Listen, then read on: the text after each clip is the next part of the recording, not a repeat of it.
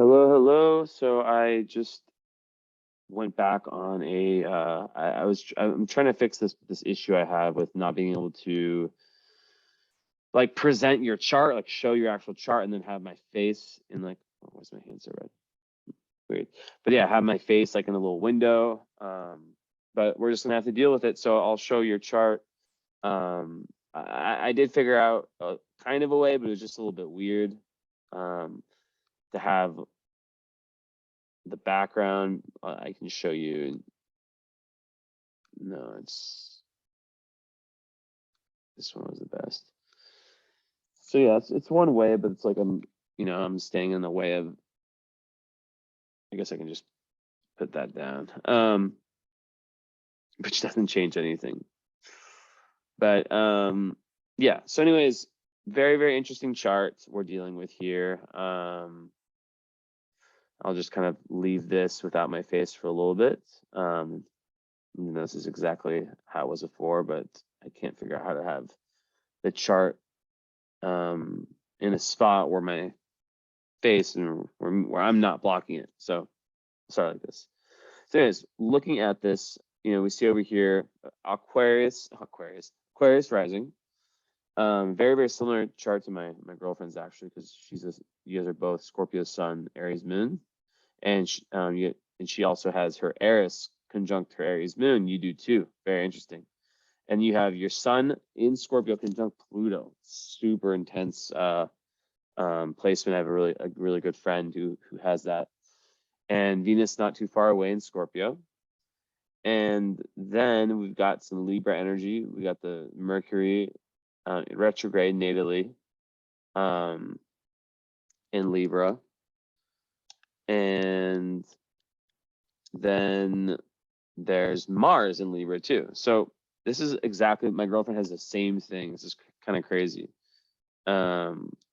Where she's a Scorpio Sun, Aries Moon, but then that Aries or that Mars is in Libra. So what can happen here is that there's, obviously, we try to think about, okay, in what ways, like how does the sun connect with the moon, right? Like what's the relationship between the two? And in this, for this chart, they are separated by a quincunx, like an elemental quincunx, which means they're 5 signs away. And I'll show my face now. So when they're 5 signs away, they literally have like nothing to do with each other, like the sun and the moon, like the energies of Aries and of Scorpio. But in this case, they kind of do though, because they are the 2 co-rulers of Mars, or Mars co-rules Aries and Scorpio. So the way in which that happens is that you'll have this, like the Scorpio side, it's like, Scorpio is very psychological. Now I'm going to switch my background to off. I'll just kind of go like this. But yeah, so Scorpio, actually the blur, kind of cool. Yeah, so Scorpio is like psychological, gives one very, it makes one very empathetic, gives one, it's a water sign. So it makes one very in tune with other people's energy. It's kind of like a mystical witch energy. I mean, I don't really go too far into sun science here because, I don't want to have like a 7-hour reading. I assume that you know what your Scorpio energy is, but in the context of your chart, so there's the Scorpio side. Ooh, it's kind of cool. I have like power my hands. But yeah, so you have the Scorpio and the Aries. So even though they're quincunx, they still connect. And Mars is like the physical, like dominant one, right? And then Scorpio is psychological dominance. And it doesn't have to be like dominance. We could say assertiveness, right? Strength, right? So already someone who's a Scorpio Aries is going to be a warrior, a psychological and a physical warrior, right? But one thing that can be a little bit frustrating with this type of chart is that Mars is super emphasized, but it's in Libra. So this can be like a double-edged sword, because Mars in Libra, it's Mars being the ruler of your sun and your moon. Your first question should be, okay, well, what's going on with the Mars, right? So if you have like your Mars in, let's say, Aries, or even Scorpio, right? Or even like Leo or Sag, you know. Whew, you know, it would be, it's a lot of energy. So I think that the Libra Mars kind of helps refine the energy, but it can also make one really indecisive. And I think that with most Aries Scorpios, there's a real raw realness to them, right? There's not like a fake bone in the body. It's very authentic, and it's very hard for someone who's, I mean, I guess Scorpio, yeah, they can be like you really have to fucking piss them off, like on a psychological, energetic, emotional level to get that, you know, the Scorpion that we all know about to come out. But it's a very loyal and emotionally present sign. Someone who typically is in flux with their emotions, right? They can be dramatic at times. And then the Aries, you know, that is also, it's the first sign. So it can be very explosive, like the conjunction with Eris can make one very explosive. So when growing up, there can be very difficult growing pains because one can be very like impulsive, right? So Aries is like this volcano, and Aries moons are already intense, right?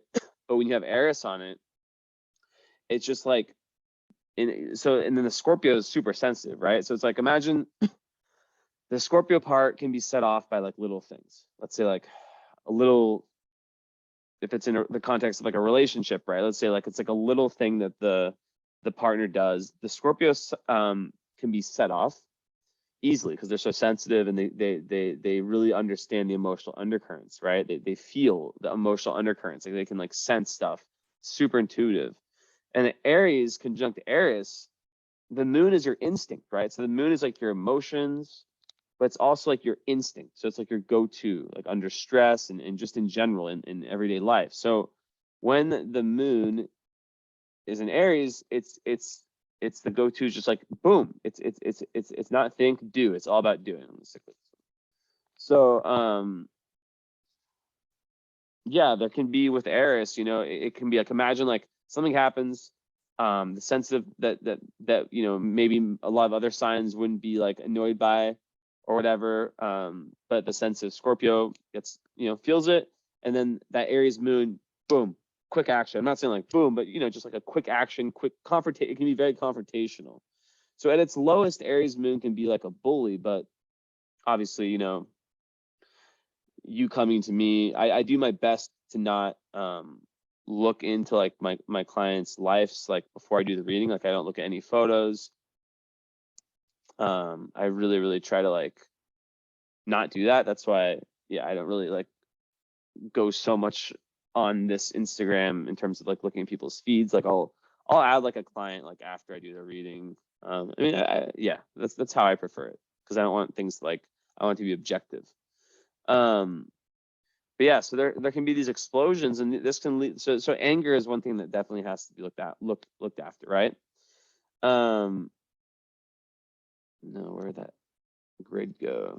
Okay, so I'm just gonna share the screen. I wish I could share it with my face too, but it's not like that. So here, okay, so you know, you got the third house moon, 10th house sun, and then obviously the ascendant here. So how do these three play together? Well, it's very like, it's warrior energy. So in this case, you know, it's like every Aries moon I've ever met, they have this sort of like ability to just bounce back when anything bad happens. They're just like resilient. And Scorpio also is like that, right? You know, everyone knows the thing with Scorpio, you can't kill a Scorpio, you can't hold down a Scorpio. You know, it's all about like revival and death, rebirth, transformation, that process, right? So that's kind of what happens, right? It's a theme. So, you know, karmically, and especially when you have Pluto there, Pluto conjunct the sun in Scorpio is very, very karmic. And it means that your life, you're a very powerful, powerful, powerful leader. Like you're a leader. And when your ascendant's in Aquarius, it makes you very unconventional in the way you express yourself and the way that you are in the world is not like you're not trying to make I was going to say you're not trying to make friends, but you literally are, because Aquarius is about friendships, but you're not here to like please people, right? Acquiesce to people's desires of who you should be. It's all about individualization and being authentic, just being yourself, right? So it's gonna, you know, like just off the bat, this is the chart of someone who is unapologetically themselves. They hold a ton of magnetism, and like maybe this intensity here with that sun and Pluto can be a little bit difficult for, like, it can be intimidating to some people. Potentially there might be like a feeling of like masculine energy. Like maybe you have like friends who are men and you like get along well with men. Like you have like this real masculine strength. I hope you understand what I mean when I say masculine. Like it's like the Aries moon is very like, yeah, it's just, it makes one very active. I think I saw a photo of you like in your profile picture doing yoga. You see, this is why I don't look into this, but like I imagine that like you just have like, okay, a life force, like a whole bunch of life force. I call it sexual energy, but it obviously not related to sex, just like a prana, I guess you could say, right? So there's a ton of that. Let's go back to my face. So yeah, but with that, there can be frustration.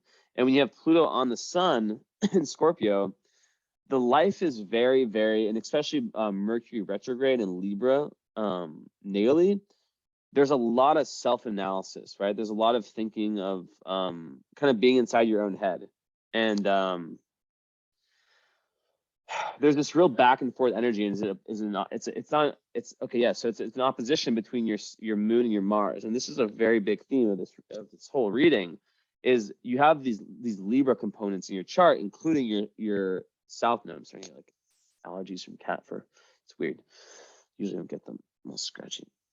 Okay, anyways. Okay, so you have your South Node. This is really interesting. Your South Node's in Libra, right? Which the South Node rules your past life persona, the kind of who you've been in the past life, the tendency, right? And you also have present life energies there, Mars and Mercury. So Mars is obviously ruling Scorpio and Aries. So that makes it so that very assertive energy sometimes can be a little bit frustrated, because there's like a massive need for a very Libra. Yoga is like the perfect thing for it too. Like something creative that's also physical potentially, but like something like creative that is a release for that energy, right? Or else it can just like tension can come. So like it's very sexual, like this chart too, just like actual like there'll be usually a very high sex drive, but then the Mars in Libra, like what I was saying before about like how if the Mars was in Aries or Scorpio, it would just be like just off the wall potentially, you know. So I think the Mars in Libra, it can make one quite indecisive, but because you already have these other elements that are very assertive, very warrior energies, there can be this back and forth, right, between like feeling like you really, really know what's best for you, and then also being like, oh, but should I? And then maybe like, asking too much of other people and trying to please other people too much, right? So this is the thing with Aries and Libra in your chart specifically, is that there's a part of you that wants to be very, your emotional core, like that very instinct. It wants to just do things, be very independent. It wants to just do things when it thinks of them and not have any repercussions. Just boom, do it, go, right? but then the Libra part can get very frustrated, because Libra is the lower part of Libra is people pleasing, right? So it's super, super important, and especially in, you know, this is a very relational opposition too, like very related to your relationship life, is that in different areas of life, there'll be this push and pull between being too, like being independent and like finding that line between too Libra, which is like codependency, right? Like I can't do anything without the other people's approval, without, you know, the partner's approval per se or whatever. And then Aries, which is all about like I'm doing whatever I want to do, right? I'm not like thinking about pleasing anyone. Like it's I beat to the beat of my own drum. So that's kind of what that opposition is, and it can create lots of inner frustration, right? Because as I was saying before, there's so much energy. So that's why there's like a huge need for creative / physical outlet. Once that is figured out, it's just, you know, unbelievable. But like that's why people with charts like yours, they tend to find spirituality or some type, like they're very interested in, like you'd be very interested in like the occult, the esoteric, because of the Scorpio and Pluto. That means that like a huge part of this lifetime is about like Pluto, right? Your sun, I'll share again, your sun is quite literally the core essence of who you are. It's like your identity, right? So it's right here.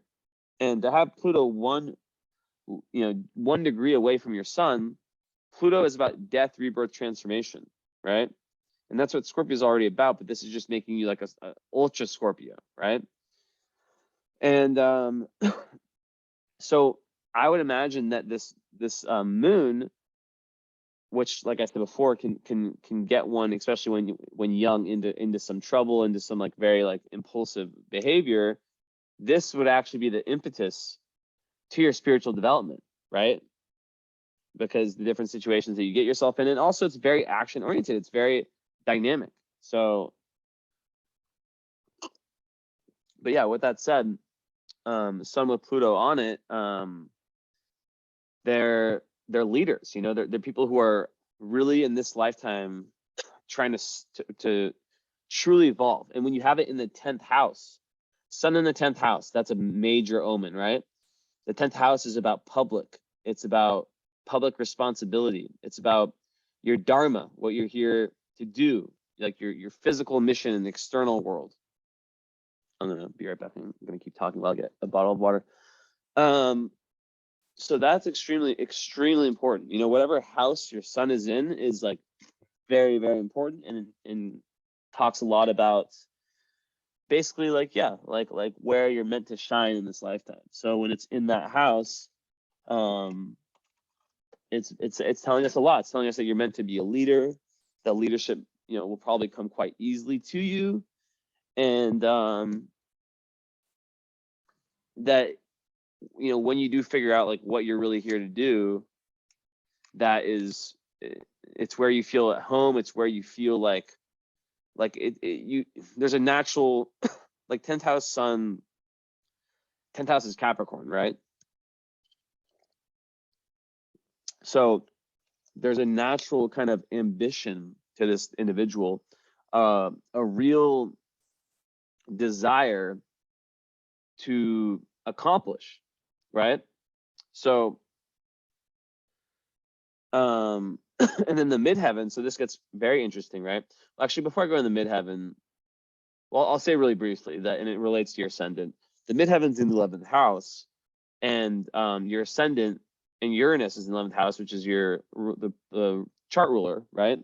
Because your Aquarius rising, the planet that rules Aquarius is Uranus in modern astrology, Saturn in traditional astrology, and they're both together in the 11th house. So either way you cut it, the 11th house of friends, of goals, of aspirations, of, you know, friends, groups of people, anything like kind of your tribe, right? Humanitarianism, stuff like that. That's really highlighted in your career. So I definitely think with midheaven and Sagittarius in 11th house that you're meant to be some type of teacher that helps, like, because you also have the 9th house, right? So someone who really like spends a lot of energy out in the world, experiencing different types of cultures, and whether it's traveling physically or traveling metaphorically, right? That's what I always say with like kind of ninth house energy. And then you apply all that to your 10th house, right? To your, which like you're someone who like is definitely like a very, very powerful powerful person, and you have a force that's felt like you definitely are like a force to be reckoned with. In any room you walk into, there's people feel your energy. Like it's a massive aura, right? That's not to say that you're going to be like, I mean, yeah, Aquarius risings typically are quite social, but it doesn't necessarily mean that, you know? It means that regardless of whether you're talking or not, or, you know, Scorpio is known to be more chill, more silent, more, you know, just there's like a mystique to the Scorpio, right? But people are going to feel that, and it's gonna potentially, the wrong types of people can be jealous of that power, right? Because everyone wants to be famous, everyone wants to be respected and have this kind of like ability to have charisma, right? To be charismatic and to demand attention. And you definitely have that. So, but like I always think of like charts and like how in your case you've probably been through most of the difficult, I don't want to say this in vain, but like you've probably been through the difficult parts of your life, or the more difficult parts of your life, right? They say that, you know, around our Saturn return, especially like most, you know, people who come to me as clients, a lot of times that, you know, they've done work on themselves. And but with your chart, it's like that's probably when more the difficulty was probably in the first 30 years, because that's like before the Saturn return, that's where you're not able to choose, for example, who's in your class, right? Who your parents are. Like it's up until around 30, the Saturn return, that the karma really dictates a lot in your life. And of course, since you don't have time to really spiritually mature, it can be really difficult. But then when the insights start to come, you start to realize, okay, this is my trigger for such and such. And you get past kind of the impulsivity that the Aries moon can bring.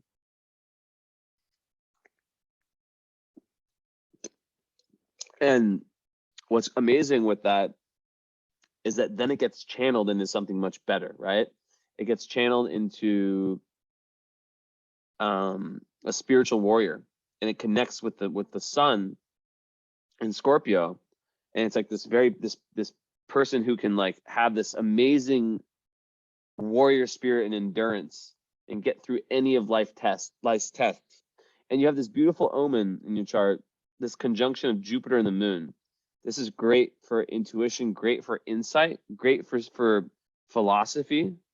You're a natural, you have like an instinct towards being philosophical and being able to see the higher meaning in things. So I'll give you a metaphor example, Mercury and Pisces metaphor. It's like you can understand your emotions, like you're like, even though you do have this like volcanic kind of potential, you definitely have perspective on it, right? The Jupiter adds a certain level of like of emotional optimism, and because it's on your 4th house cusp, your IC would be over here for Gemini, but still, and in the 3rd house, it gives you a real ability to articulate your emotions. Excuse me. So, yeah, it's like standing on top of the summit of the mountain of your emotions and being able to really have like a view and see and understand. So I was speaking before about how your south node, right, is in Libra, and your north node's in Aries, right? North node is like where you're trying to get in this lifetime. It's a destiny marker. The south node is the been there, done that. It's not a bad thing, but we try to use our south node and kind of like our past life expertise in order to get to our north node, right? So in this case, south node of Libra in the 9th house to me would indicate someone who's been a little bit who in this lifetime, I think that you have the energies you do, right, with the various sort of Mars energies, because there has been a tendency to acquiesce and to sort of like be too, maybe like some codependent potential.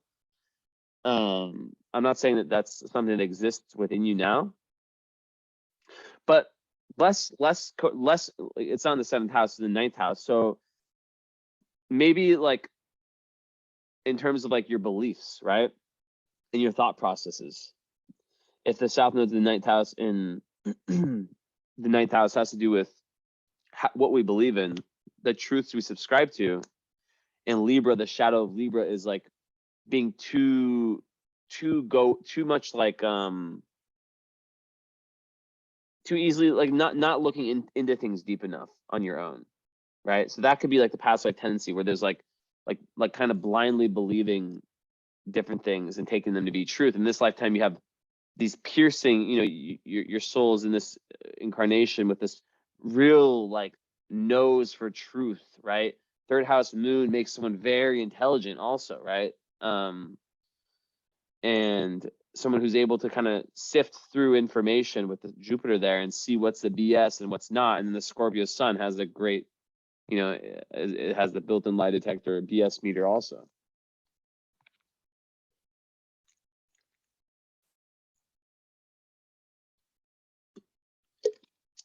Brainia. It's like ginseng and stuff. It's pretty good. I don't really drink these that often. But anyways, so you'll see how this all connects, this cosmic puzzle. So imagine in that house, there's Mars, and then there's Mercury, and Mercury's retrograde. So this has to be a huge focus. I'll share the screen again, just so you see what I'm talking about. So it's this house, right? This 9th one. And in essence, this is the house of been there, done that. So what stories can I, you know, imagine? It's ruled by Venus in Scorpio. Well, in this life, so the fact that you have Mercury retrograde karmically means, so I think I'm getting somewhere with this whole past life information thing, like there's something to do with like how you talk or how you think, how you acquire information, what information you believe in, right? In past lives, or in a past life, or in past lives, there's been a tendency to not put enough thought into that, right? That's what this is showing me. So with the North Node, the opposite one, which you see it's South Node here, North Node here, at 1 degree Aries, in the same house of your Moon and your Jupiter, to me, that's a message that in this life, you're meant to take this like spiritual badass energy of like this real, like decisive kind of Aries Moon persona, and not acquiesce to like this also plays with your Aquarius rising, right? Aquarius rising is the person who has purple hair and who just doesn't give a shit about what other people think of them. They're going towards that individualism, right? They're going towards being their own person, and yeah. So with the North Node here, it's really telling me that you're meant to, in this life, really go out and do that digging on your own. Whether it's like imagine that like there's like a journalist, right? A journalist, or someone who, there's like a journalist and there's like political commentators, or let's just say like an analyst, right? So the analyst takes at face value what the journalist brings to them and then makes philosophies out of it. What this is kind of saying is that you're meant in this life to be that journalist, to actually like firsthand go and find that wisdom yourself, the facts, and like almost like the groundwork, you know, and not just believe what you're told. Because in some way that got you in trouble in some past life. So that's the karmic reason why you have Mercury retrograde natally. Because when you have Mercury retrograde natally, it makes someone more shy, right?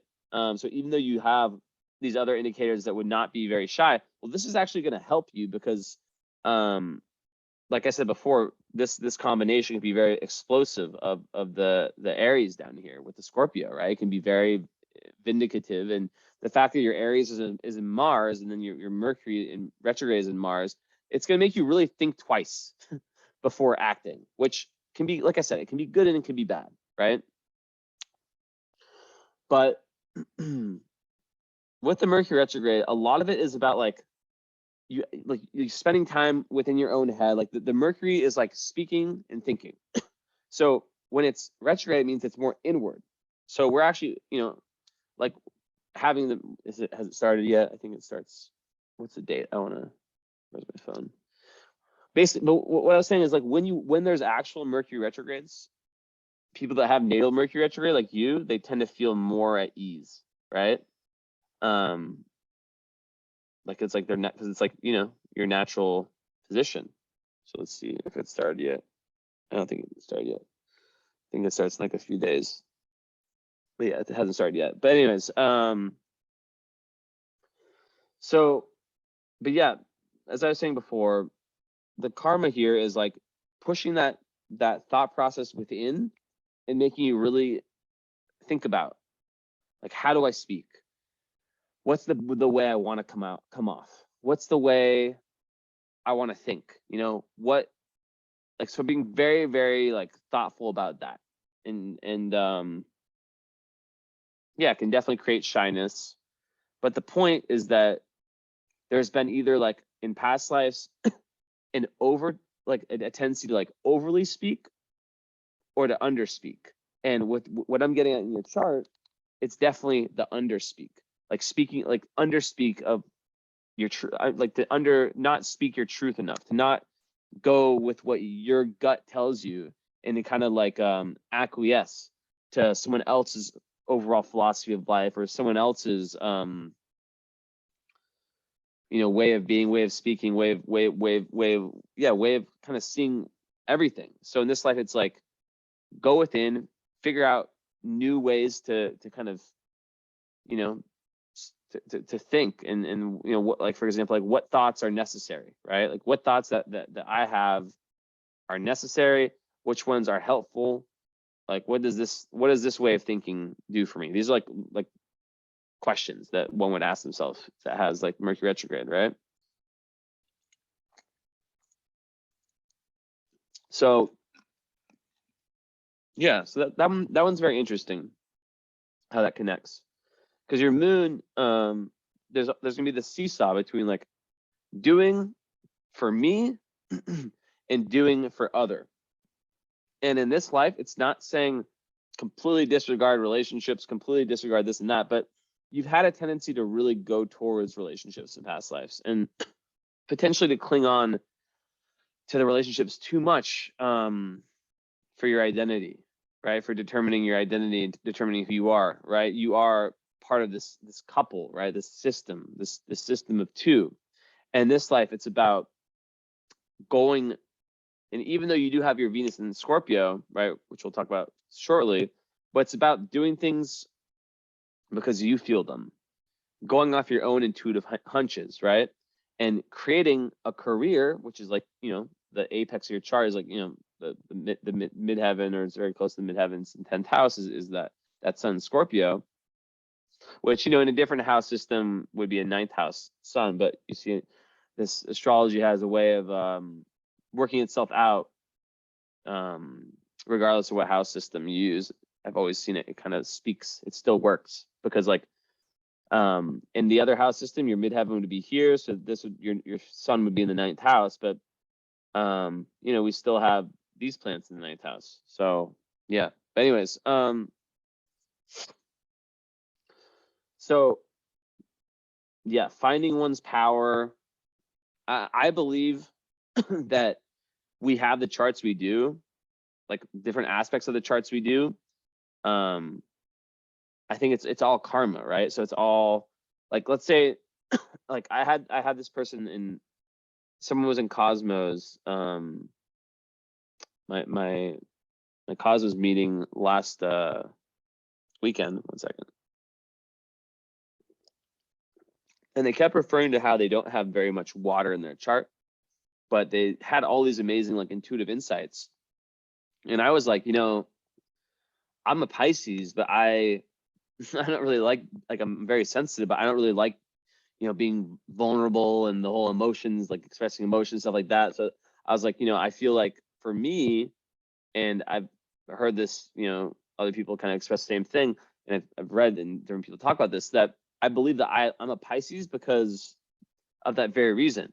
Like, we don't always have in our astrology, like our astrology is a tool, like the chart we choose is a tool to help us accomplish our biggest karmic goals. So for you, it's finding that power. That's one of them, right? Finding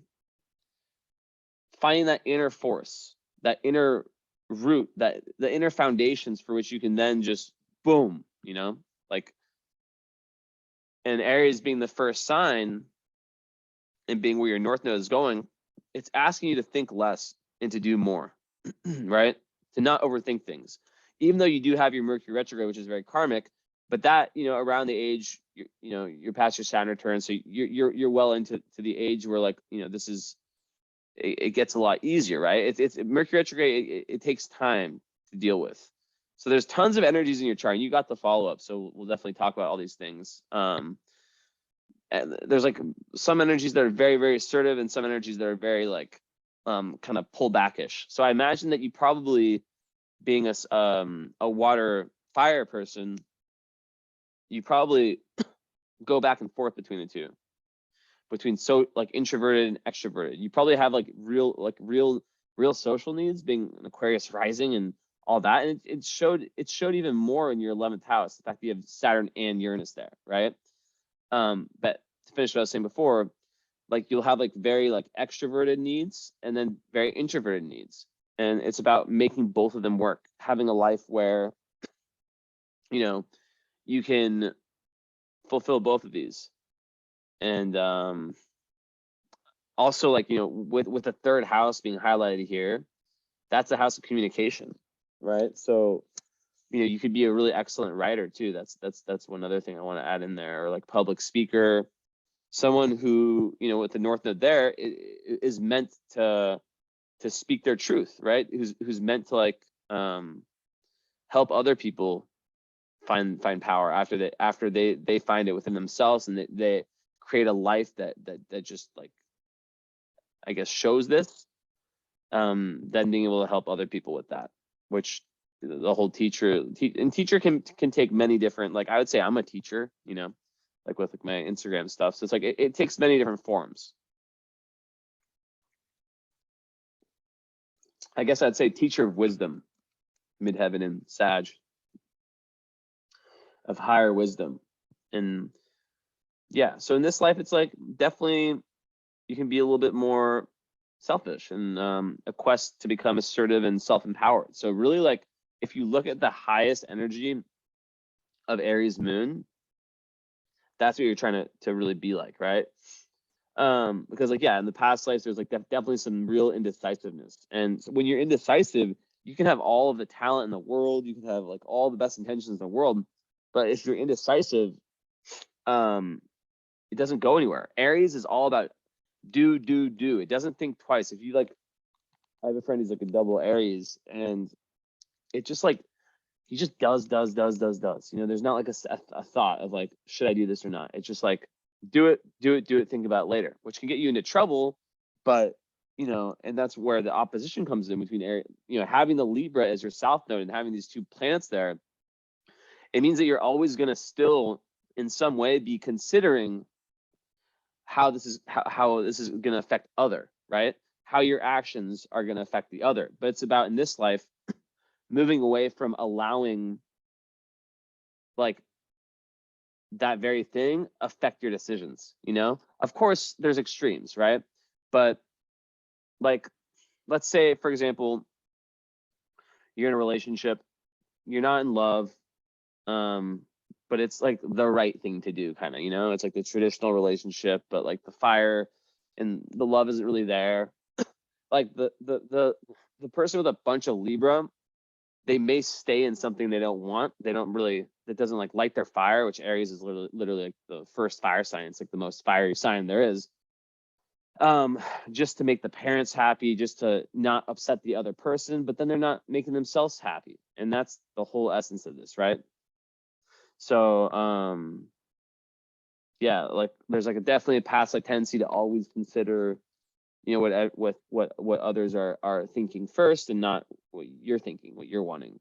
So it's like really like about this. And what happens when there's that tendency is that there's like a lack of investment in your own identity, in establishing and discovering your own sense of identity, right? If you're basing it on other people in ninth house, other people's philosophies, you know, it can be difficult to know who am I, you know, like who am I if I'm not going within, right? So that also that whole thing about the individualization process is so prominent with your Aquarius rising, right? That yeah. Then with North Node in the third house, it's like about what else could I add to that? Yeah, like it's a whole journalist thing, right? It's a quest to understand interactions between people, and leaving behind your belief systems that you may have like came in with, and being very open-minded and willing to change, willing to adapt, right? And also it just makes communication like the throat chakra, right? Speaking your truth in front of people, right? Or just in general, but also like 10th house would make it in front of people potentially. Regardless of what that truth is, speaking it fearlessly, like a freaking, you know, warrior, Aries warrior, Aries moon warrior. So yeah. Also, siblings is third house too. Also, so if it's in Aries, I could see that being like, if you have siblings, potential, like with the moon there could be like a big emotional attachment to them, but also like kind of like this moodiness. But then the Jupiter's there, so that would indicate lots of karmic luck potentially if you do have siblings. But like overall, you know, more kind of back to the moon, third house, you know, that's all about, that gives like a very strong sense of like needing to communicate with your immediate environment, right? There's a big need for that. So one thing to watch out for is gossiping. There can sometimes be like a like third house moon can be like gossip queens sometimes, but overall there's a big need to communicate. So having like a way, like a, when you find whatever it is, like whatever that outlet is, like if it's journaling, if it's just, you know, speaking in some type of way. I don't even know if you're like a yoga person or not, but if like, I keep getting that in my head, like if you were like a big yoga, like someone that just like is an amazing yoga teacher, like I know that they give like speeches and talks, and it kind of like goes with the yoga. That'd be like an example. There's a million different examples.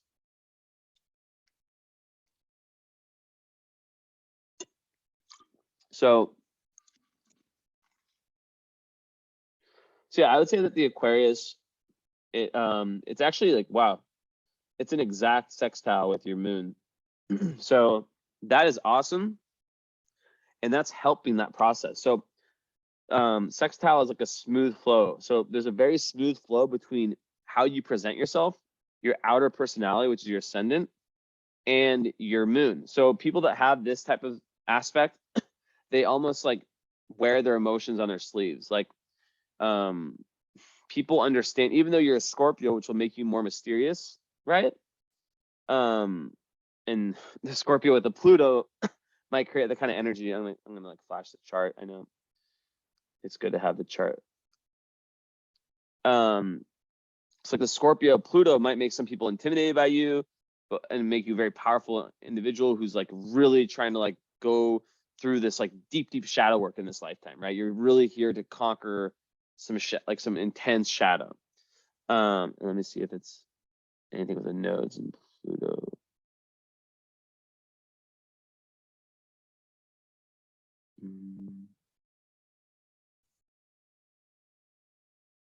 No, but yeah, overall Aquarius and Aries work really well together. So this part over here, I don't know if you can see my mouse, but this works really well with this, and it makes you someone who's really easily able to express yourself emotionally, which, you know, it's not easy. Like a lot of people I do charts for, like, I'm like, wow, it's probably very difficult for you to even recognize what your emotions are. But you can tell a lot about your emotions through your behavior, right? Because Aries is like behavior. So you can get lots of clues about them through that. But yeah, there's an emotional need for action with Aries moon, independence, and under stress. Aries moon people, they look for a challenge. You can never count these people out, right? And they're not going to run away from anyone. They're not intimidated by anyone. And sometimes you have to watch out for like over risk taking, but I think the Libra can kind of help with that, and Scorpio also. Yeah, just so it's like a very entrepreneurial go-getter energy, 100%.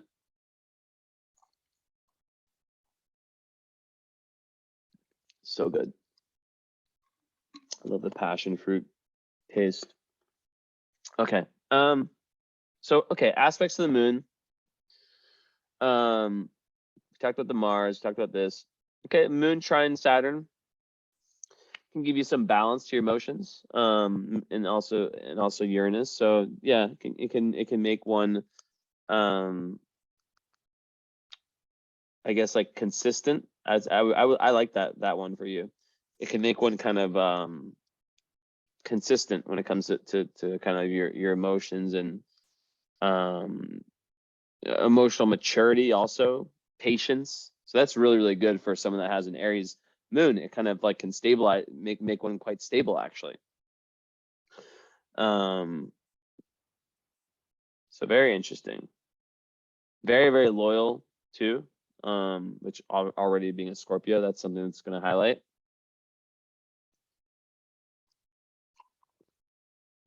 Also, you know, it gives you a very strong understanding of like your past, which can give you like a very practical vision for the future. Like you because also you have Jupiter on, you know, the end, you know, third, fourth house on the right next to the fourth house cusp.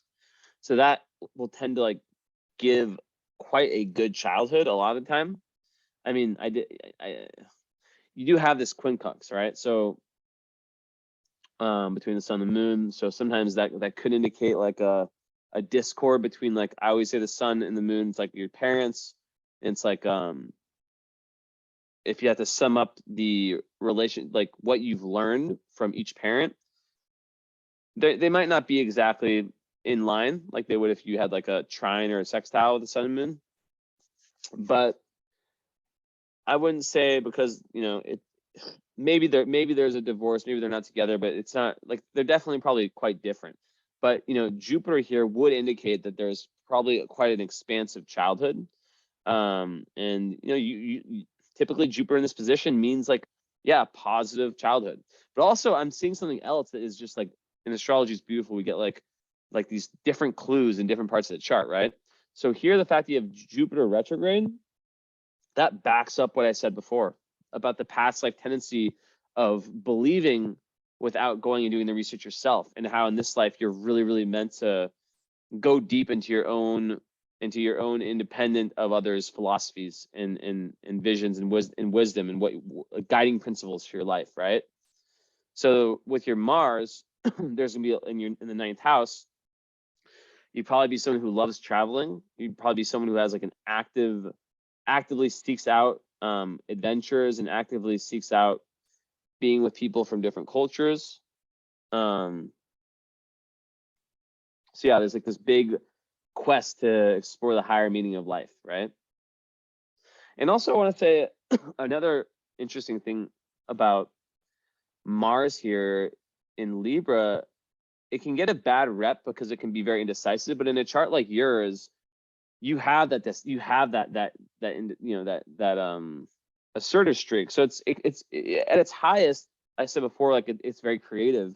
There's a creative outlet that's found. When there's a creative outlet that's found, that's when it's at its best. But also, it's very diplomatic, very justice oriented. So it makes like great psychologists, people who have to use tact and diplomacy in some type of way by being able to like see the other person's walk in the other person's shoes in some type of way. And yeah, there's a super strong creative urge with that placement also. Yeah, okay, so I want to see any other aspects. No, so Sun, obviously in Scorpio. So then your Sun, okay, so that's an aspect pattern. So your Sun is square your ascendant. So you've got a quincunx between your Sun and your Moon, which is 150 degrees, but it's not close enough. It's like it's 6 degrees. It's like 156 degrees. But then, so it's a quincunx, Sun and Moon, and then here's the ascendant. So the Moon sextiles the ascendant, and then squares the Sun. So it's very interesting how that works. So that's basically saying that the Aquarius rising has there's tension between that and the Scorpio Sun, right? And basically that has to do with the fact that Scorpio is a lot more private, and that these other energies are a lot more active and a lot more go-getter and a lot more like individualistic. Scorpio, it's not that it's like conformist in any way. It's just a lot more private, and yeah, it doesn't really want to go out and just be kind of out there like Aquarius rising can be. Like, for example, like I said before, having purple hair and having tons of tattoos all over the body. Like Scorpio like kind of likes to keep its cards, you know, what's the expression, like not show other people its cards. 1 second.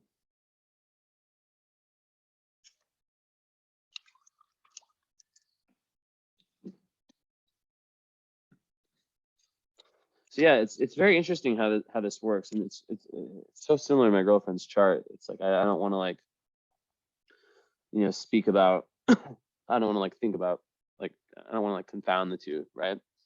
But yeah, so let's talk a little bit about Sun conjunct Scorpio. Sun and Scorpio conjunct Pluto, right? So 1 second, let me find. I'm just trying to look for this one thing really quick.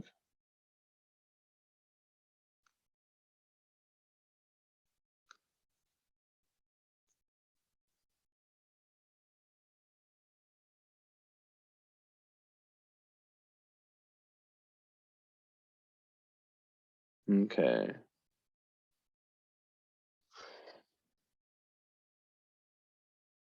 So yeah, one thing. So I'll say, like, I talked about how earlier in your life, or maybe still, I don't know, there could be like this very forceful and intense nature to you that some people just don't get. I mean, like I said, my friend has this this Pluto Scorpio. She has Venus there, so it kind of sweetens it out.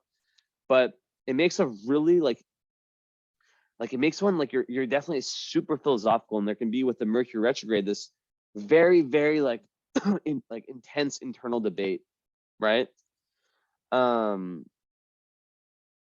when you make up your mind to do something, you do it, right? You have like this real power, real plutonic powerhouse. But any planet conjunct your Sun, we have to think, okay, what does that planet represent, right? Because it's a part of your who you are. Pluto represents death, rebirth, transformation. So that would indicate that you in your life are karmically meant to go through many ego deaths. There might be times, eras per se, in your life that you have grown so much since then that you can't even feel like that person. Like you look back at yourself, maybe through photos, whatever, and you feel like there is an actor playing you because you're so different now. That's kind of what that Pluto does. It makes people go through extreme changes. So I always like to relate, you know, when I talk about, heat some water up, but I always like to relate it like to relationships, just because that's, you know, always important, and it's always something I want to talk about in my readings. But this would make it so, like, in any kind of like romantic relationship or just friendships, like not everyone matches that intensity, right? So it's very important to have people who and also like when someone does have these really intense points, and I think you also, I don't think, I know you lack earth in your chart, having someone who, and I'm not going to say it has to have earth in their chart, but who serves as someone who grounds you, basically, right? Regardless of what their zodiac is, right? Someone who you really, really trust. The Scorpio needs to trust. And yeah, who grounds you, who makes you feel safe, like root chakra stuff, right?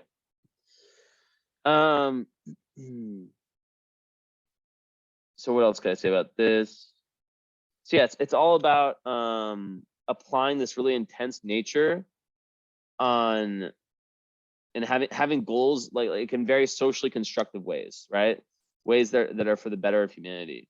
So it's like with great power comes great responsibility, right? It's that kind of thing.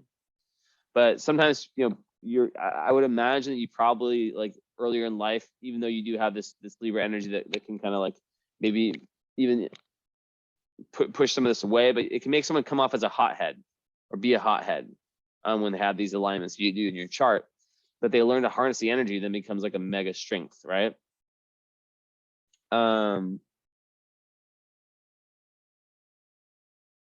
Let's see.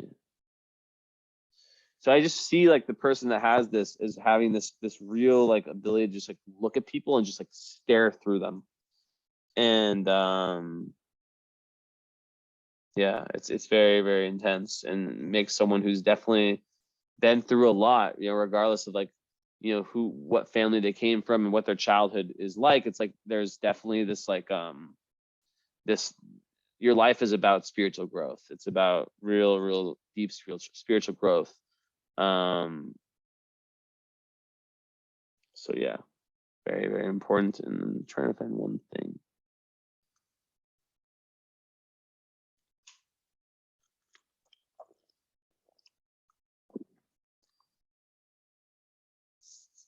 So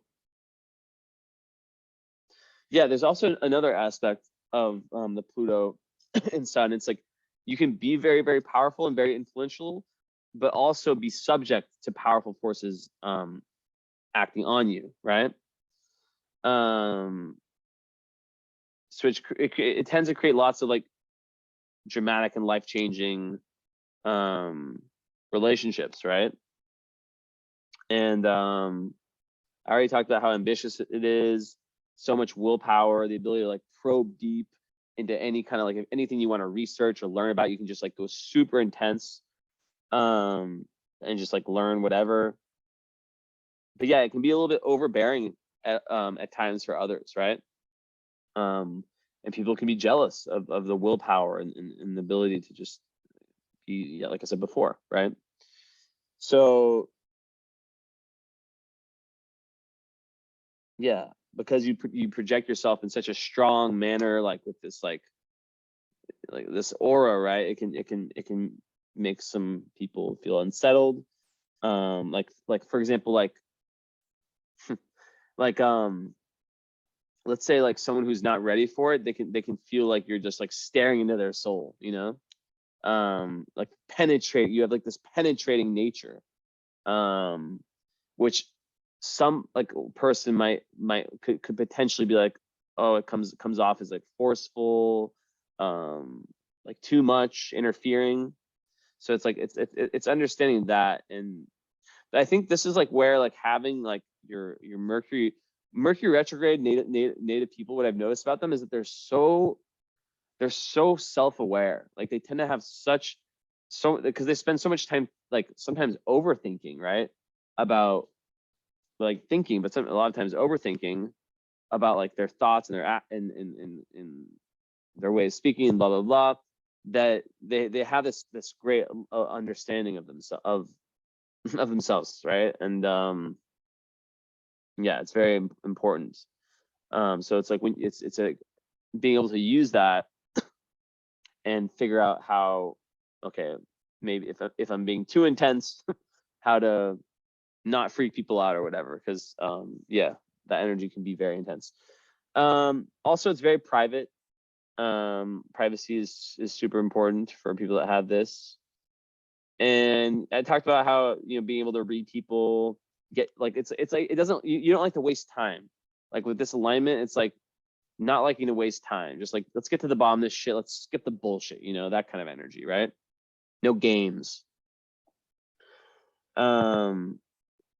Yeah, so like people that have Pluto and Sun, they can make great spies or even politicians, or master it's like criminal masterminds even. But yeah, very influential, and you really influence people around you. And what else? It's a really important part of try. That's why I'm really focusing on it. Also, you have to watch out for this. Watch out for enemies. Watch out for like this is why like there's a big need to have the tact, because like you're very strong personality. So it's like sometimes it can be a great strategy to kind of like be more hidden with it. Not give people like not like, yeah, you kind of, I think you understand what I'm trying to say. Like if people can get intimidated by it, there can be a way to kind of hide it, I guess. But still have it working in the background, but not like in a way that people are aware of. I don't know if that makes sense.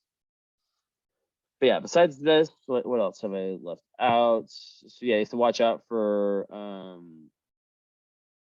being accused of doing things even if you're innocent. You may go through periods of paranoia stemming from being lied to. So yeah, it's really important to like kind of stay out of these like dramatic like areas of life, like especially with like kind of like shady people. But maybe like you probably went through a very like intense but fast maturing phase, where like different events, different relationships that just like, because Pluto is the darkness. So when you have it on your sun, you have a certain level of darkness.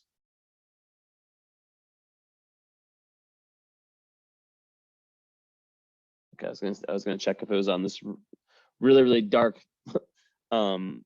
fixed star in Scorpio, but it's not. Serpentis. So let's see.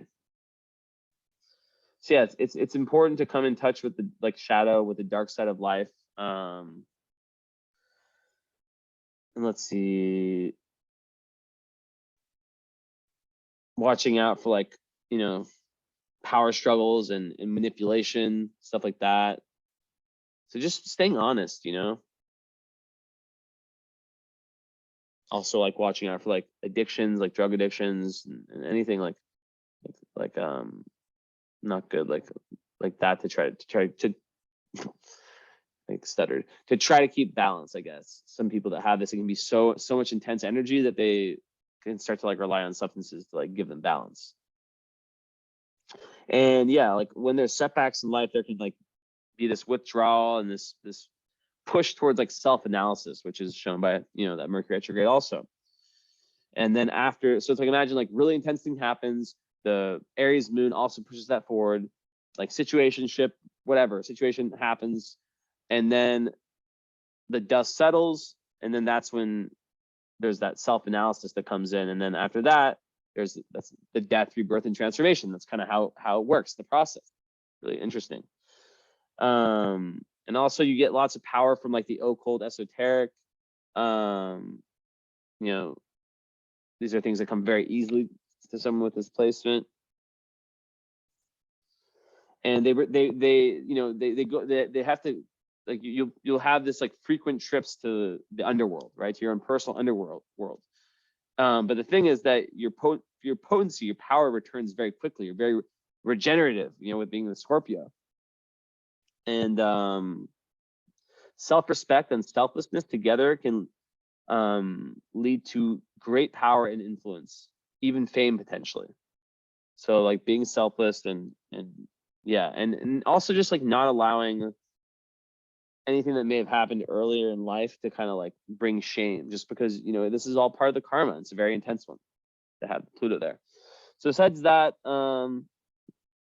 okay, Mercury retrograde. So yeah, obviously in Libra, Mercury in Libra, people that can, I've talked about this already, but like they don't like arguments. So this is a part of you that doesn't like like there's one part that likes to be confrontational, but then there's the other part that's always kind of like looking out for what the other person thinks. So it's like that's kind of the south node north node balance, is like finding a balance between not being two Aries, which is just a bully that doesn't give a shit, that just goes in and thinks of themselves and not the other person at all. But then the Libra on the other opposite extreme is like the person that's too involved with what the other person will think and judging their decisions too much on that. So it's like, how can you find the balance between that, right? Already we can say like retrograde. I talked enough about how it's like making one there can be like ruminations, like overly self-analytical. So there can be a real need to just be like, okay, I trust that I know enough and I just need to go, like some people that have this, they it's like they almost like need this like push in the back, like this push forward to actually like do it, So what else could I say? Yeah, so Libra, Mercury typically like have like a sweetness and a kind of like poeticness and like adds a touch of Venus, of love energy to your way of talking. So even though you're this very intense person, Scorpio, you might be like a good singer too, right? Like Scorpio Aries, you do have this real softness when it comes to your way of thinking and your ways of coming across and speaking. And the ninth house, that's giving you that's furthering this emphasis on the need for expansion, spiritual expansion, and learning information that can help you understand higher truth, higher wisdom. Anything that teaches you about the philosophy of life.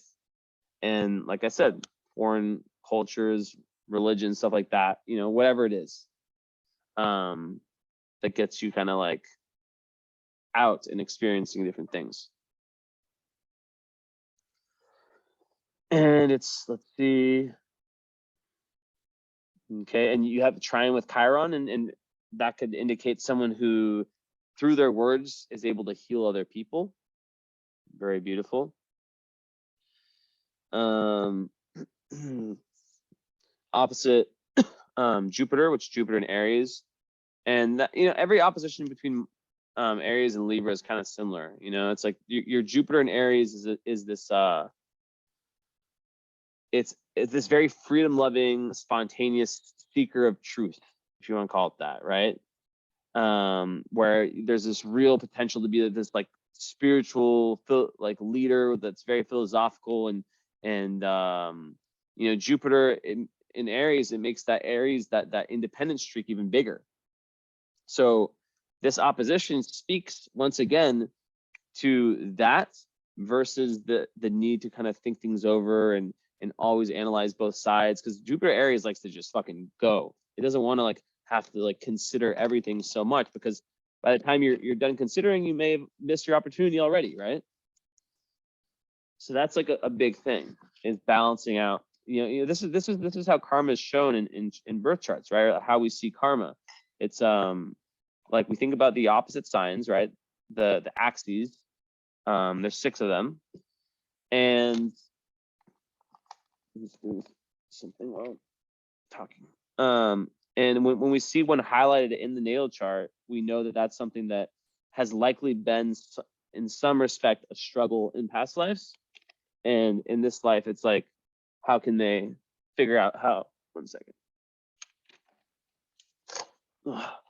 It's like, how can they figure out how to balance that out in a more positive way? So, yeah. Yeah, Jupiter Aries just gives someone like this amazing ability to just be like I think of like public speaking. It's in the 3rd house too. So it gives someone the ability to just like take center stage and be like fearless in their ability to kind of like to speak their truth, and that's what I'm saying, is that like when your Mercury opposes that, it has to do with like over analysis, and it's an opposition. So it's like just like Libra is. So it's like, I'm not saying that you need to like disregard the Libra. It's just like I tell people sometimes, I give them homework. I'm like, study the opposition between Libra, and Aries. Study what that axis means more and more and more. Watch YouTube videos about it. And you'll see, you know, that's very relational, but there's other aspects. And understanding, how can I balance this? You know, what are all the areas of life this is talking about, right? We can definitely talk more about this in the follow-up.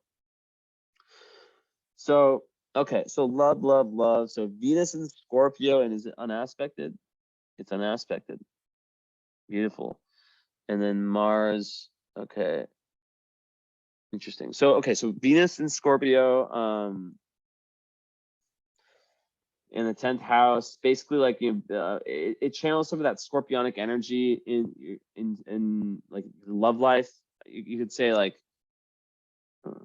it channels the scorpionic energy into what you value, and then also into your love language, right? So Venus and Scorpio people, they are intense when it comes to like finding their soulmate. They're not really looking to like just mess around and just be kind of like and this is also interesting because your ascendant, aka like your outer personality, how you come off to people, is an Aquarius, right? Which is a more detached energy. Also, that's another thing about the square between your ascendant and your sun, is that you come off way more detached than you are. Like Scorpio is such a devoted sign. But like Aquarius can be very like, it's known for being like, you know, aloof. So it can make you come off as like less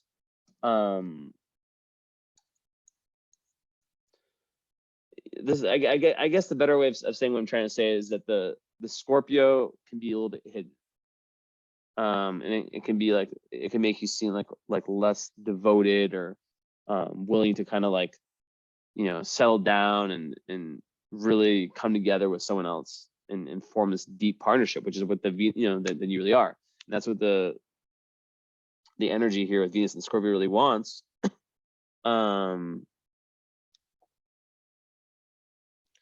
So it's, yeah, so once again, when I talk about love, it's a very intense need, right? It's a very, very intense need. And not everyone can match this, right? Not everyone can match this energy, right? When you are looking for this like unbelievably intense and life-changing partnership that's just gonna like, you know, it might be filled with some drama, right? It's based on like experiencing your own shadow also through the relationship and growing in that type of way. Not everyone's gonna be able to roll with that, you know. It's gonna, so that's a theme I'm seeing here. And a lot of Scorpios experience this, because there's a certain level of seriousness to the Scorpio part of your chart, but then like the Aries moon is very childish, you know. And the Aquarius is also like kind of like very airy and fairy energy, you know, like so it's not as serious as these as a Scorpio part, which like makes Scorpio Venus will make one usually quite intense and quite serious about matters of love, you know. So they really, they want something that's going to stick, that's something that's going to stay, right? Also, it's very so Venus also rules like what we value, right? So Venus and Scorpio, they will value, yeah, intimacy, privacy. It's very good for like art also.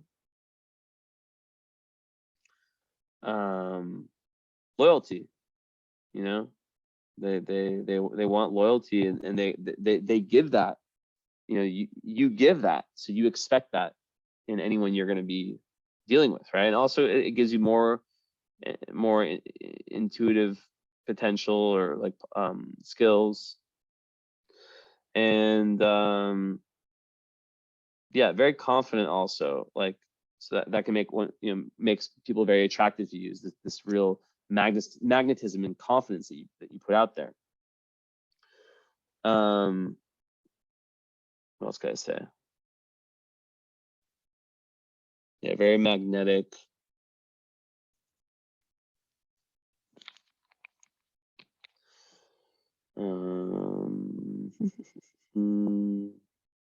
I'm looking through my notes because like sometimes, even though I know all this stuff, sometimes I want to make sure I'm not forgetting anything that I would like to say.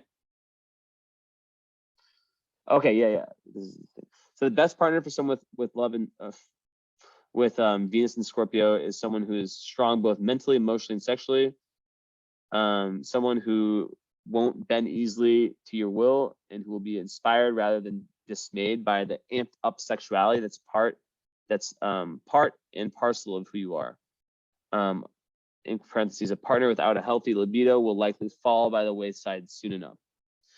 It's just the way it is. It's a very sexual energy. So also you have to watch out for that too, is that it can make, this energy can make people who like, I'm not gonna say sex addicts, but like very, very sexual. Very, very sexual. They can be sex addicts. That's a weird word though, sex addict. Like just like it's important in relationships to have, but not like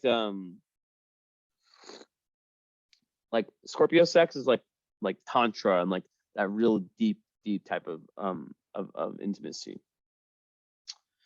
Also with Venus and Scorpio, like just in love and like kind of like that first initial process, they do not forgive very well, Scorpio in general. So it's best to stick with people who don't play games. There can be like obsession over lovers, ex-lovers also, with like all these strategies to get even with people. That's kind of like the lower Scorpio energy, right? Is like the need for revenge. I never forget, that kind of stuff. So yeah, you have to really watch out for like the low energy, which is like paranoia, lusty addiction, vengeance, neurosis, all that kind of stuff. So yeah, and then the fact that it's unaspected, well, I just did a post on that, but I want to actually pull something up before I go there.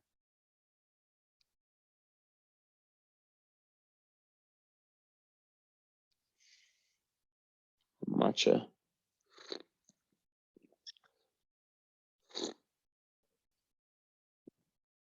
Mm.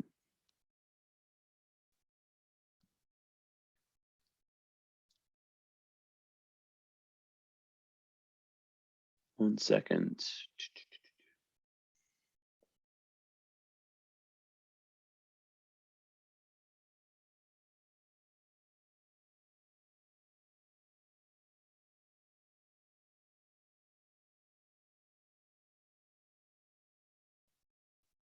Yeah, okay.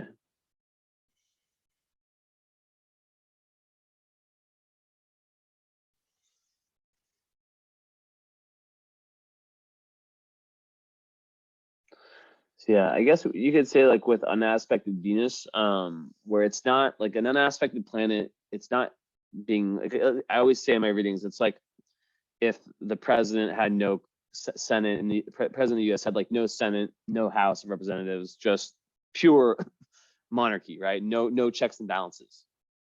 So with Venus, and it's very rare to have unaspected Venus, right? It's like they have to really learn about how to love. It creates a very charming person, and someone who, yeah, like who thrives in these types of situations. I'm looking for this one.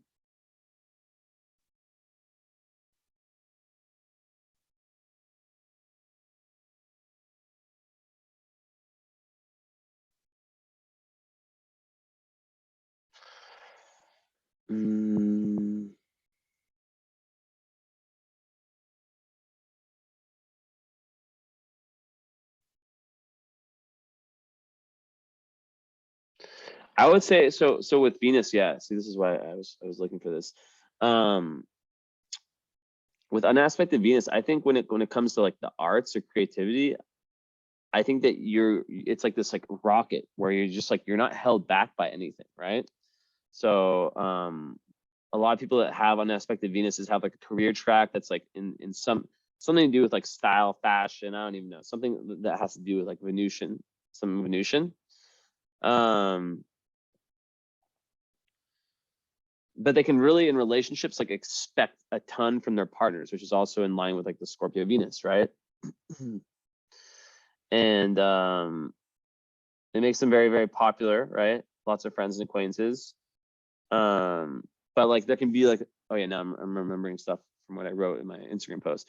There can be like this obsession for like wanting to meet the one, right? That it can kind of like get in the way of like the actual process. And Venus and Scorpio is very much like that, right? It really like people that have Venus and Scorpio and even Scorpios in general, they definitely most, I would say, believe in like twin flames or something of that nature, right? And they're willing to, you know, it also Venus and Scorpio is very patient. They're very willing to be patient. Does that make sense? They're very willing to lay low and be single. And you have, you know, you're very independent, even though Scorpio is this very like likes to bind, it can meet its own needs. So yeah, it's can really, so I wrote here in my Instagram post, unaspected Venus magnifies the emotional and social needs represented by your Venus sign. So it magnifies the emotional and social needs. So in a Venus and water sign like you in Scorpio emphasizes emotional expression in relationships, either as emotional drama or an ability to care deeply for others. So yeah, emotional. So the emotions get really expressed in relationships. So yeah, I mean, you got to obviously watch out for putting too much drama and then being too perfectionist, I guess you could call it, like in terms of like expecting too much from the partner and yeah, that could be a tendency for sure, especially with the Pluto on the Sun, is expecting like yeah, too much. Because like a lot of people like to be given space, and sometimes when you have this type of energy, it's just all over the place, like very like just boom, you know, just kind of how I was talking about before, like staring through someone. And people, if that's an energy that's all the time, there all the time, it's gonna be very intense. But you have a trine with Venus and the South Node and the nodes, which means that there is some very positive karma in terms of your relationships, that you're gonna meet the right people at the right time as well. As long as you're you know, going towards working out like the highest energy of this chart of your life, you're going in the way that's best, you're gonna have luck, and you're gonna have like these fated people that you meet. So Mars, we talked about it, I think enough. Mars and Libra, very indecisive, needs to find a creative channel, very diplomatic, justice oriented. It kind of like very interested to kind of hear how this works with like the Scorpio Sun and Aries Moon. And it's making aspects to, okay, I already talked about that. Okay, so yeah, it's nice sextile with Saturn, so that can really like give you like a level of maturity and organization. And once you start to really move towards something, you're able to kind of consistently, like if you start a project, for example, like the Saturn here really helps you kind of follow through with it, even though you lack the Earth, excuse me, in your chart. That's helping you.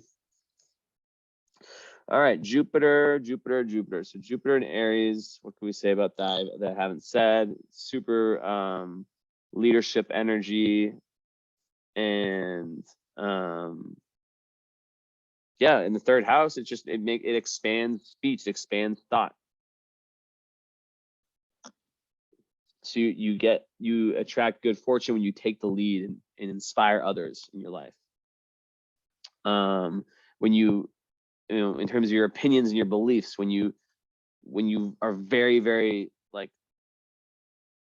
involved with the ones that are your own, and kind of like doing the hard work to form your own opinions are really based off of you, which is a huge part of your chart, right?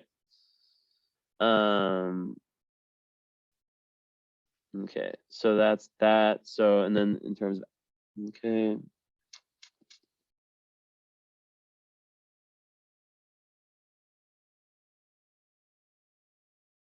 So a little bit more about the love. So yeah, so the Mars and Libra, just the implications for love life with that. you're gonna like a certain harmoniousness in relationships. So that's kind of like the interesting thing is that there's the Scorpio that tends to go for and this is like a big theme in your chart. It's like intensity, action versus like harmoniousness, balance, right? Because Mars and Venus are kind of like also this yin yang that plays out in relationships, right? So there'll be part that really wants things to be chill and wants things to be calm, and then another part like I don't want to call it confrontational, but like I mean, at some point it can be a bit confrontational, you know, that energy. And it's at 29 degrees, the critical degree, your Venus, which means that your love, that kind of part, love language and where you're at with your Venus is a very karmically important part. It's the last degree. So it adds kind of like lots of intensity, lots of drama intensity that probably comes up in the love life.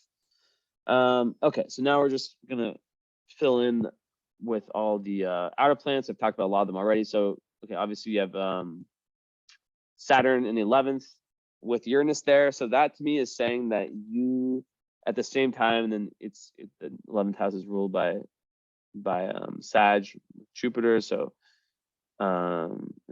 conjunct the moon. So yeah, you're gonna really want to have like a emotional connection to groups, and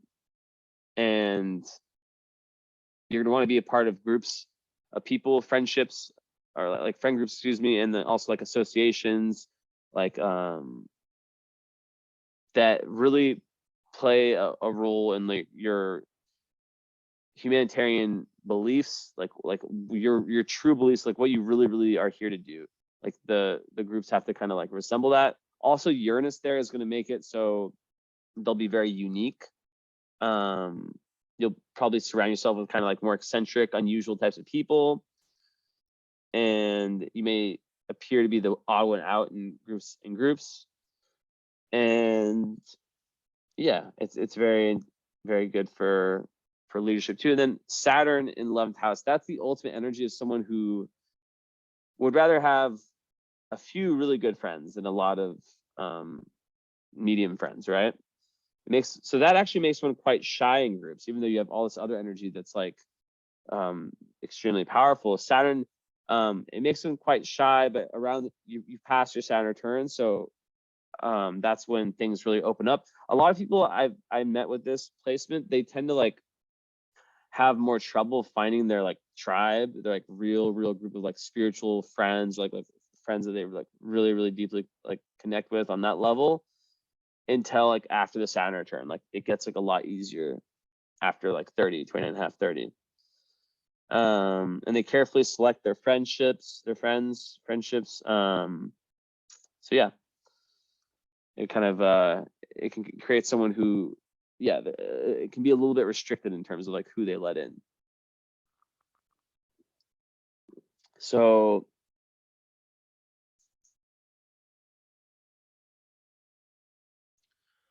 yeah, I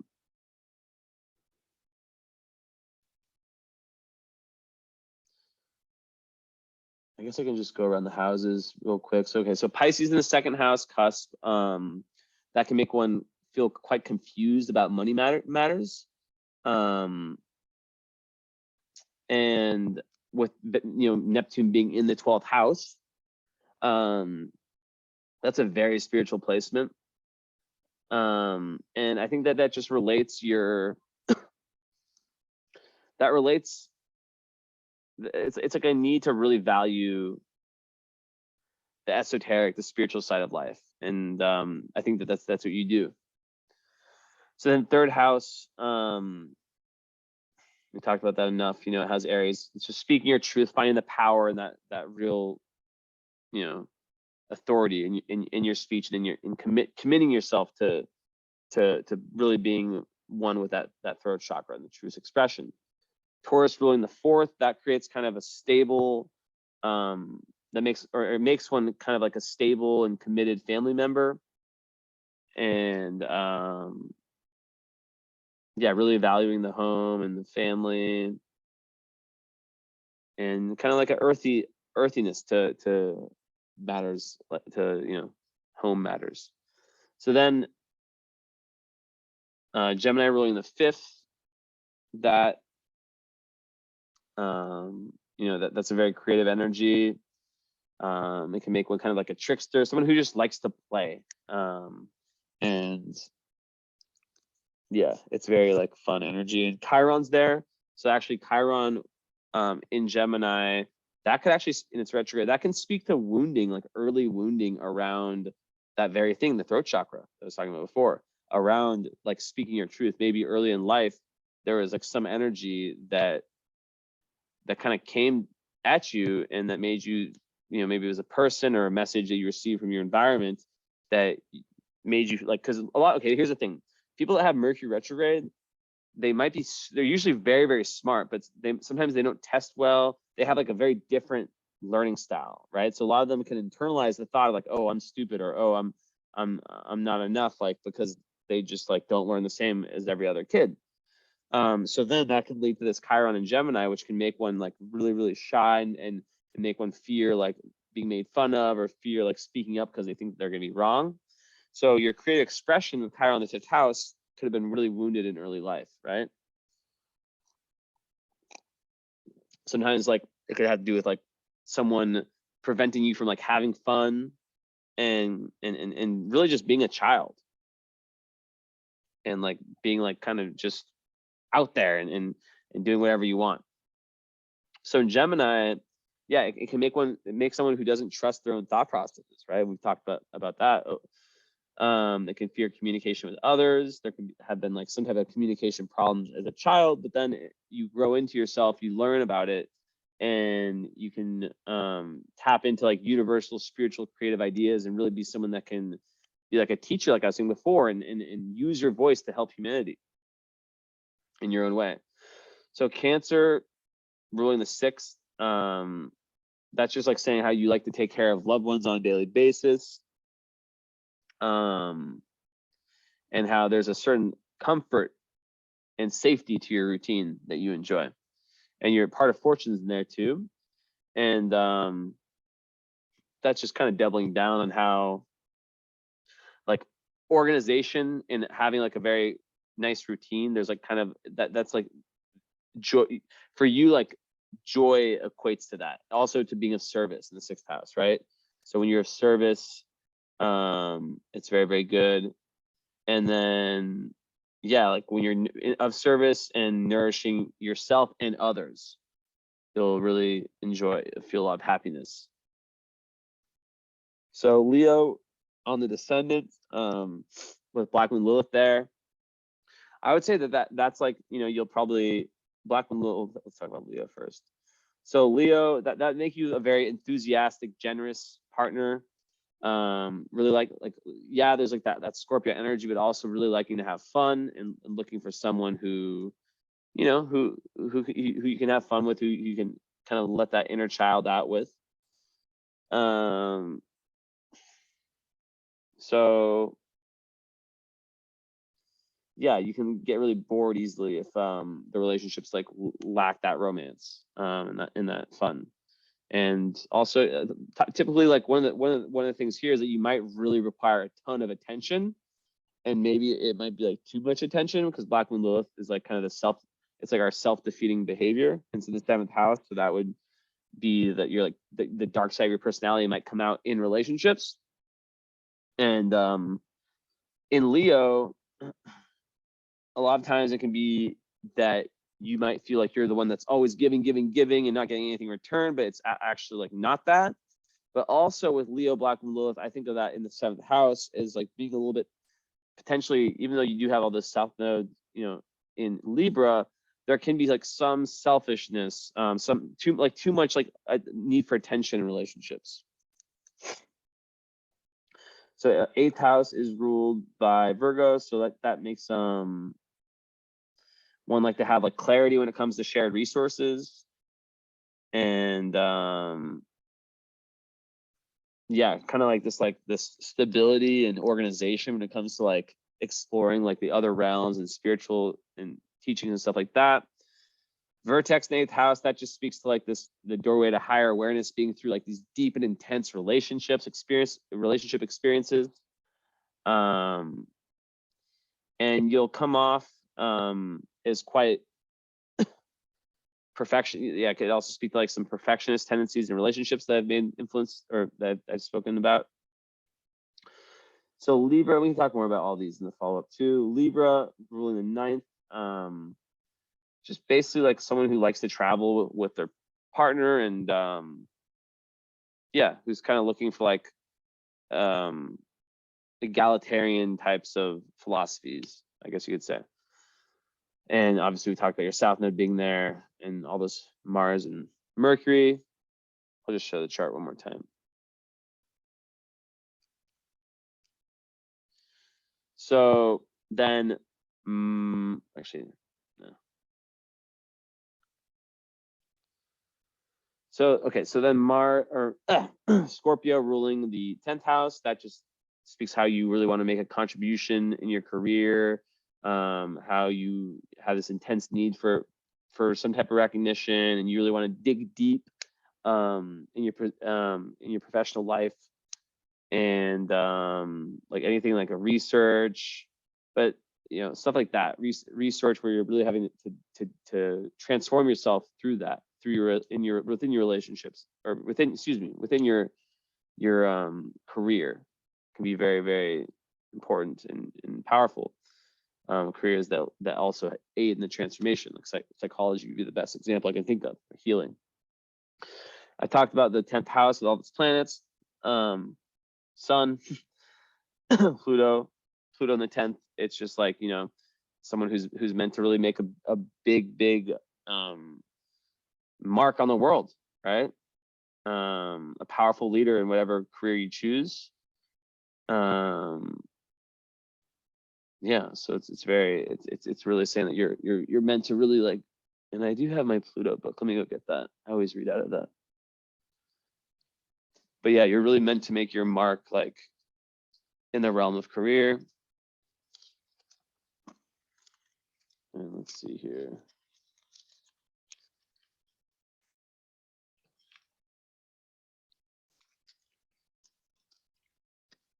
Okay. 10. Okay. So Pluto in the 10th house. There's a desire to form a meaningful. I wrote this like when I first started in astrology. I always read these notes I wrote. So there's a desire to form a meaningful role within society and to express personal power based on self-determination and self-discipline in order to achieve these goals.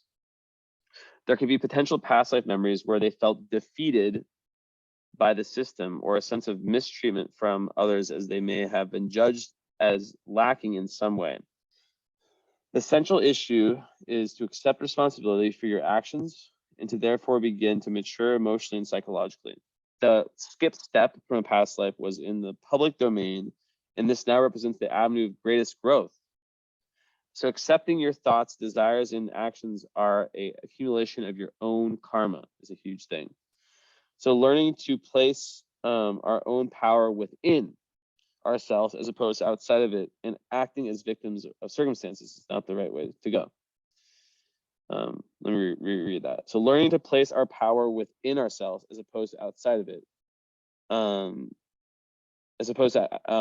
outside of it, and acting as victims of circumstances. I had a comma where I shouldn't have had a comma. There's also a need to reconnect / re-identify with the experience of nurture and personal emotional belonging.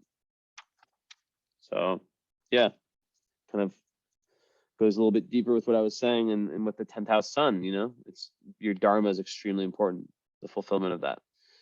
So yeah, and then I talked about the Sagittarius in the 11th. You're really trying to expand yourself through the groups of people the groups you join, and also your goals are very expansive, your aspirations. Someone who's very goal oriented and sets large goals. And then in the 12th, finally, as we wrap this up, in Capricorn, that could be someone who likes to kind of who can inhibit their inner urges sometimes.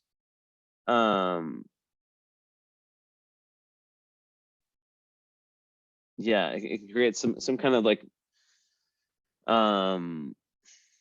yeah, just ignoring the inner urges, and can create some kind of paranoia also, you could say. And there's a big need to reconcile yourself with those parts of yourself which you cut yourself off from. Put the Capricorn there.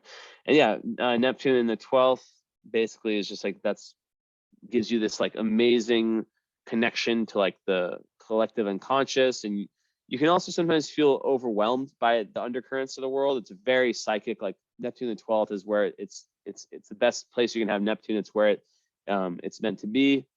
But sometimes there can be, feeling over intensity and real connection to the psychic realms, your dream world, stuff like that. It makes one very, very compassionate, but like I said, it's a double-edged sword with compassion. So the nodes are squaring Chiron, squaring Neptune, and let's see if I can.